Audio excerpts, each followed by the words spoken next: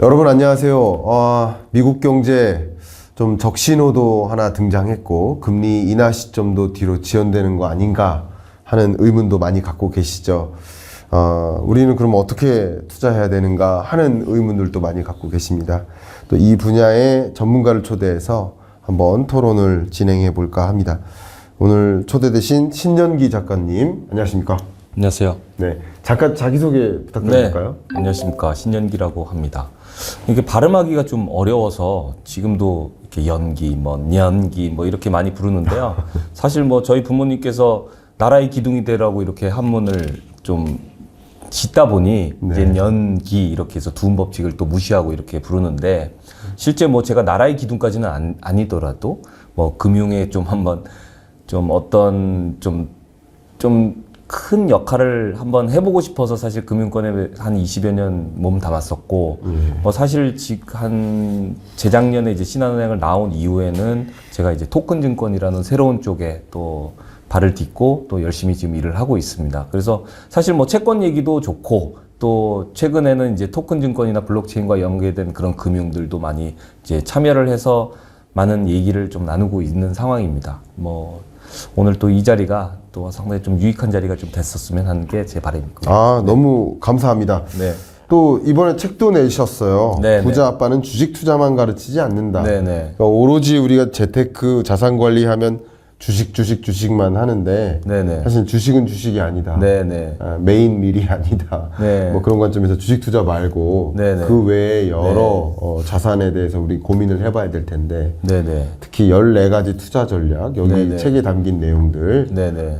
마구마구 우리 구독자분들을 위해서 좀 설명해 주시면 감사하겠습니다. 가능하실까요?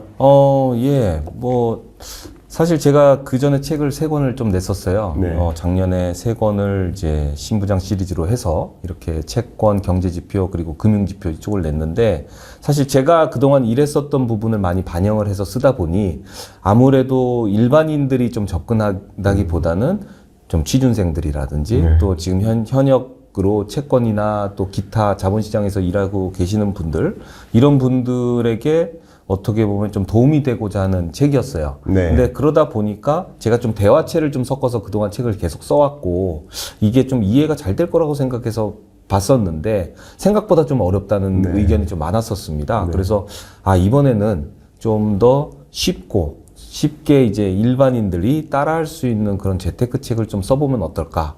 그런데 이제 사실 우리나라의 주식 전문가들이 워낙 많으시고 또 책들이 많다 보니까 아무래도 좀 주식을 한번 빼보고 나머지 제가 좀 몸담았었던 채권 그리고 최근에 좀 부상하고 있는 그런 조각 투자 그리고 온투업 이런 약간 신종 투자들을 좀 소개하고 싶은 좀 욕망이 있었어요. 그래서 이제 이 책을 발간하게 됐고 그 종류가 한 14가지 정도 되더라고요. 그래서 14가지 썼고 그 다음에 마지막에는 우리가 일반적으로 그냥 돈이 있으면 투자하는 버릇이 있잖아요. 근데 한번 계획을 한번 세워보는 습관을 좀 들여보면 어떨까 해서 마지막에는 투자 계획서를 좀 예시로 들어서 좀 써봤습니다. 좋습니다. 네. 어쨌든 주신 그 인사이트 또 책에 담고 있는 여러 가지 전략들 한번 말씀을 좀 여쭤보도록 하겠습니다.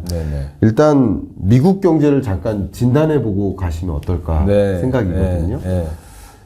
미국 경제 성장률 추이를 보면 분기별로 전기 대비 연율이겠지만 계속 좋은 흐름을 보이다가 1분기 경제 성장률 이 속보치가 1.6으로 뚝 떨어졌다가 그리고 두 번째로 발표되는 이제 확정치에 가까운 거죠.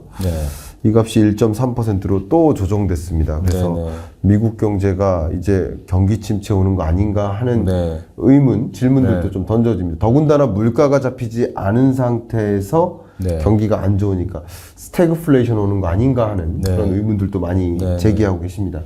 미국 경제를 혹시 어떻게 판단하고 계십니까? 저는 사실은 채권을 오래 하다 보니까 어쩌면 경기 침체를 좀 기다리는 부분도 좀 있을 수도 있습니다. 그러니까 돈을 좀 벌어야 되니까. 근데 솔직히 말하면 지금 현재는 그렇게 강한 경기 침체는 예상하고 있지는 않습니다. 제 개인적 뷰는.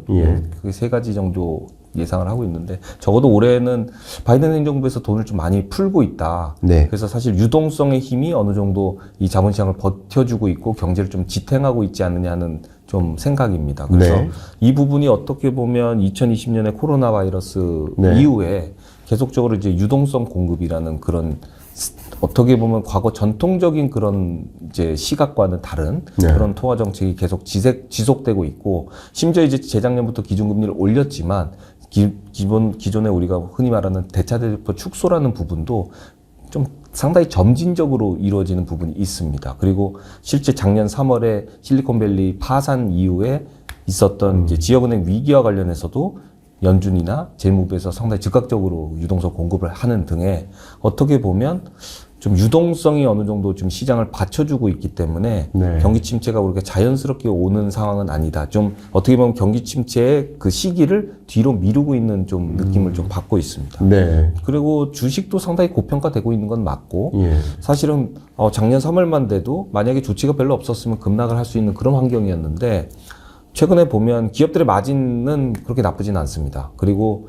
AI 같은 그런 신기술 때문에 네. 어떻게 보면 생산성이 높아지는 부분도 있기 때문에 비록 인플레이션이 지금 어느 정도 우려스러운 것은 사실이고 하지만은 일단 회사의 펀더멘탈 자체가 좀 좋지 않느냐 이렇게 좀 생각해서 네. 경기 침체 가능성 좀 적게 보고 있고 마지막으로는 좀 이거는 좀 근본적인 부분으로 접근을 해보면 최근에는 정보가 상당히 빠르죠. 네. 그러니까 이 정보에 따라서 실시간으로 반응하는 속도가 상당히 빠르다.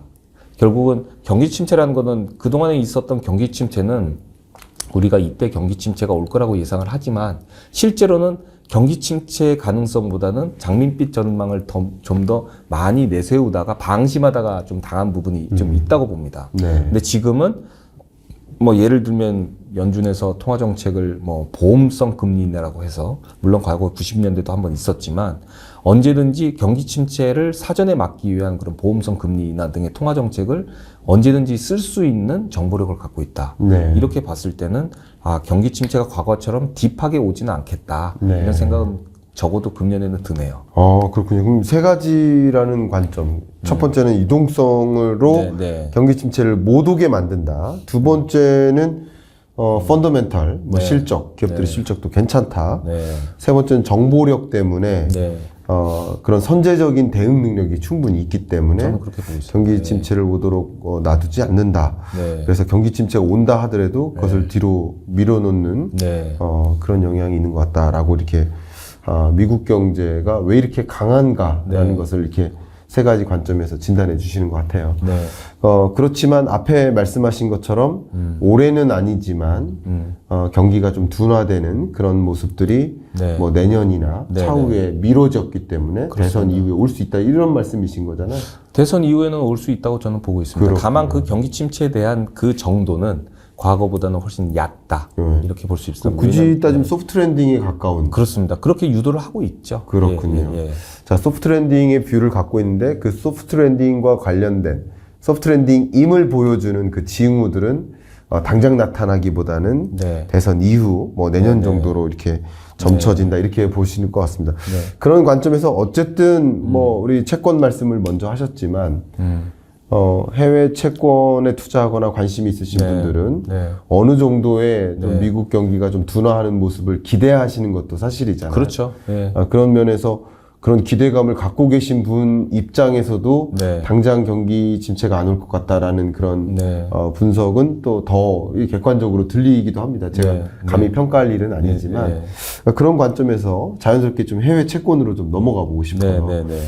해외 채권에서 통상적으로 네.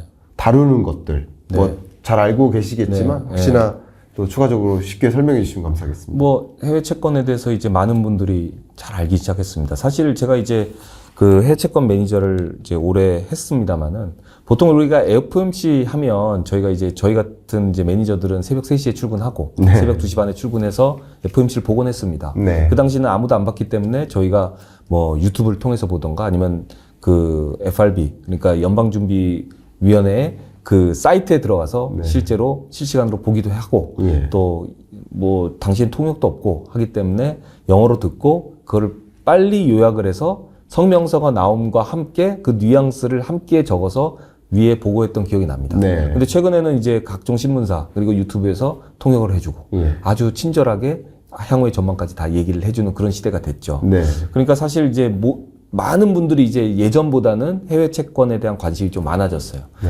그리고 실제로 이제 직접 사시는 분들도 생기고. 그렇죠. 근데 이제 대부분 접하는 그 채권은 거의 미국 국채라고 저는 생각을 해요. 그래서 미국 국채만 이제 해외 채권 이꼴 미국 국채, 그리고 우리나라 국고채 뭐 요 정도 생각하는 것 같습니다. 근데 사실 종류가 진짜 많습니다. 네. 뭐 예를 들어서 뭐 애플이라든지 마이크로소프트가 발행하는 아주 고등급 채권들도 있고, 그렇죠. 또 뭐 지금은 이제 무디스 같은 경우에는 이제 투자 등급으로 올렸지만 테슬라 같은, 아니면 뭐 넷플릭스 같은, 넷플릭스도 약간 스플릿돼 있지만 이러한 이제 투기 등급, 우리가 하이힐드 채권이라고 불리는 그런 채권 종류도 있고요. 네. 그 다음에 이제 종류별로 보면 우리가 과거 2008년에 그 금융위기에 전조가 됐었던 모기지. 네. 그래서 모기지를 기초로 한 MBS라든지, 네. 그다음에 뭐 제가 한때 다뤘던 이제 상품이기도 한데 론을 이제 패키징해서 구주화 채권을 만드는 CLO, 네. 뭐 이런 것들도 있고, 더 나가서는 나는 채권의 금리 갖고는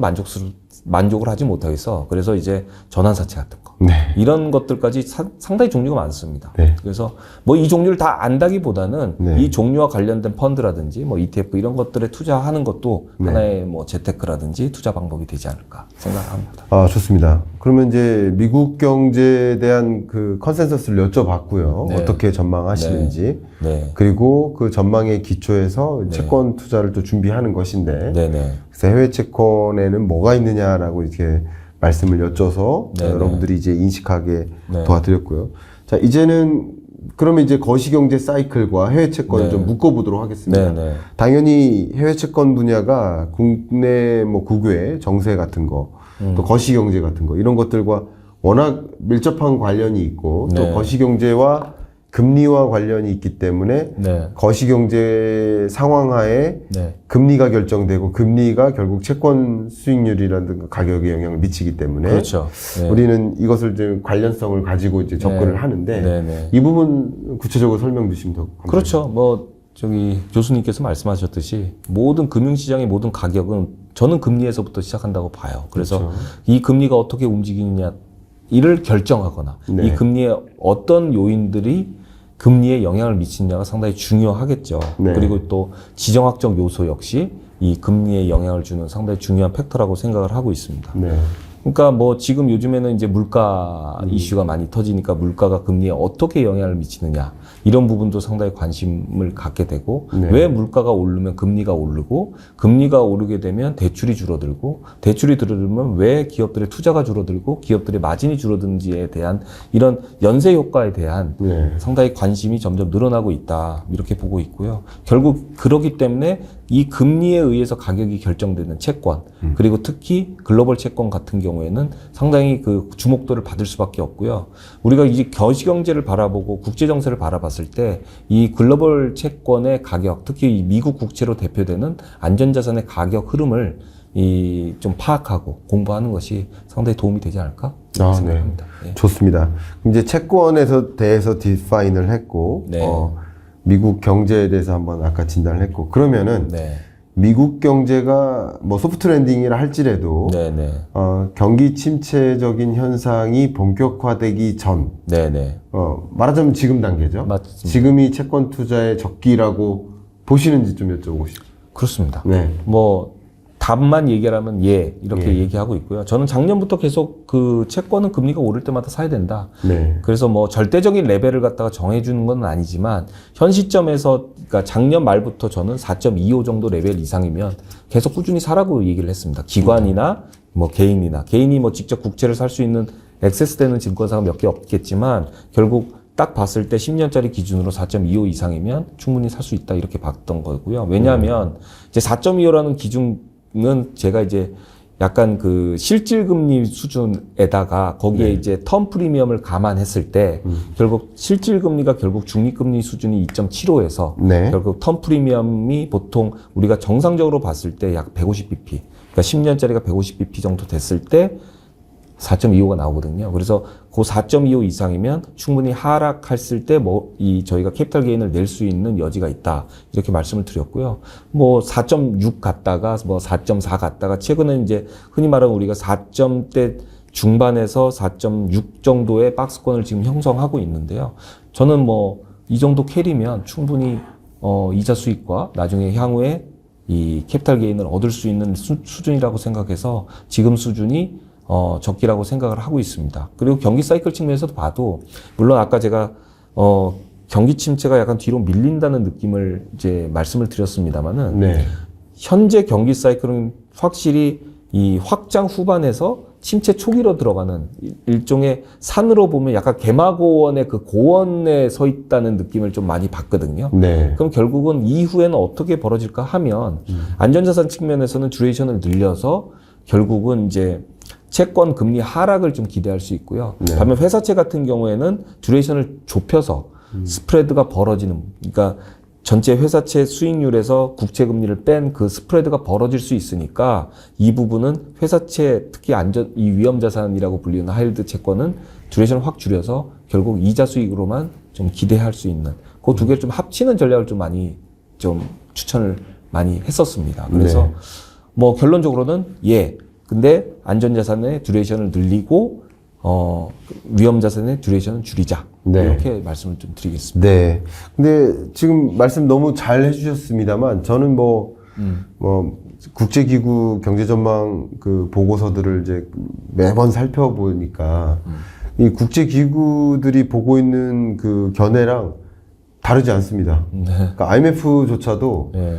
2024년 미국 경제 성장률을 2% 후반대로 전망치를 네. 상향 조정했고 네. 반대로 25년 성장률은 1%대로 다시 내려올 것으로. 네. 그러니까 미국 경제 성장률이 실질 성장률이 1%대다. 2%가 안 된다. 그러면 이게 소프트 랜딩이라 할지라도 경기 침체라고 볼 수 있거든요. 네. 2% 잠재 성장률 밑도니까. 네. 그러니까 말씀하신 대로 쉽게 표현해 주셨지만 경기 침체적인 현상이 뒤로 밀려서 나타나는 것 같다라고 네네. 보시는 뷰가 적절한 뷰라고 저는 생각을 합니다. 그러면 여기서도 이제 책에서도 이제 전략을 말씀하시고 이제 네네. 말씀하신 대로 사세요 마세요 이게 아니라 그렇죠. 여러분 스스로 판단하시라는 거잖아요. 네네. 그래서 투자 전략을 여러분 네. 스스로 갖추시라고 네. 이 책을 집필하셨는데 그래서 이런 채권 해외 채권 투자라든가 자산 관리 전략이라는 관점에서 어떤 기준을 가지고 이 그림을 그려 나가야 될지 네. 작가님이야 이미 그림을 그리고 계시니까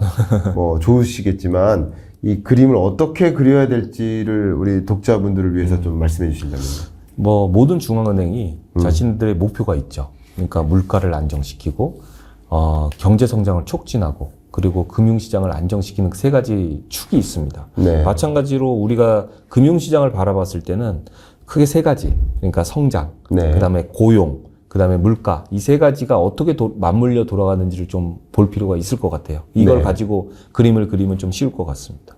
그래서 사실은 이제 예를 들면 코로나가 2020년에 터졌잖아요. 네. 그래서 2021년부터 지금까지 보면 물가가 사실 가장 원탑이었지 않습니까? 네. 결국 이제 물가가 올라가면 물가 안정에 기치를 내세운 중앙은행이 결국 기준금리를 올릴 거고, 네. 기준금리를 올리는 것은 사실 두 가지 이유라고 보이죠. 그러니까 아까 말씀드렸듯이 물가를 안정시키기 위해서 하는 부분이 있고, 그 다음에 경기의 심한 확장, 이렇게 과열된 부분을 좀 시키기 위해서 하는 부분이 있을 겁니다.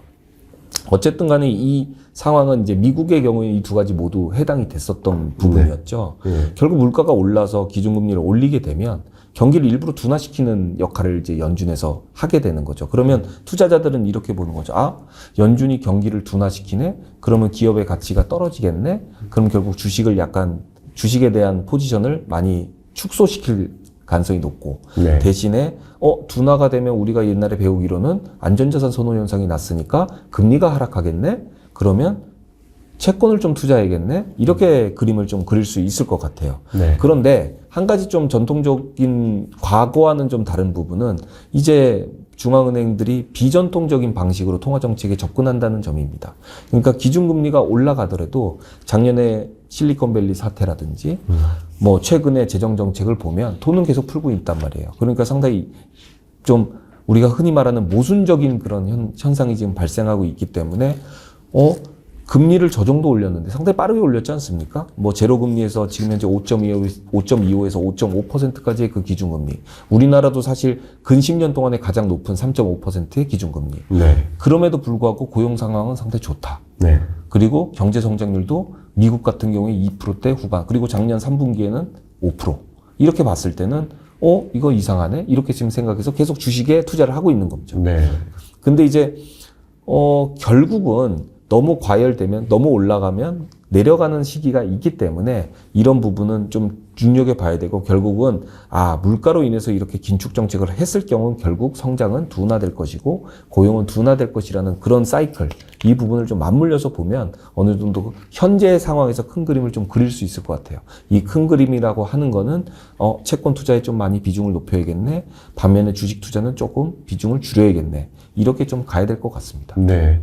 우리 포트폴리오 전략을 어떻게 짜야 될지에 대한 가이던스를 좀 주셔서 또 여러분들께 도움이 될 것 같고요. 또 여러분들이 우리 작가님 말씀하시는 그런 세계 경기의 사이클을 읽어나가는 그리고 그 사이클 하에서 자산 배분을 어떻게 할 것인지 그런 전략을 갖추시는데 그런 고민을 하시는 여러분들께 충분히 도움이 될 것 같습니다. 그러면 이제 이런 질문 드려볼게요. 앞으로 주식, 나스닥은 뭐 폭락합니까? 어떻게 됩니까? 주가는 좀 앞으로 안 좋아질까요? 세계 경제를 좀 덮칠 만큼 좀 충격이 올 수도 있을까요?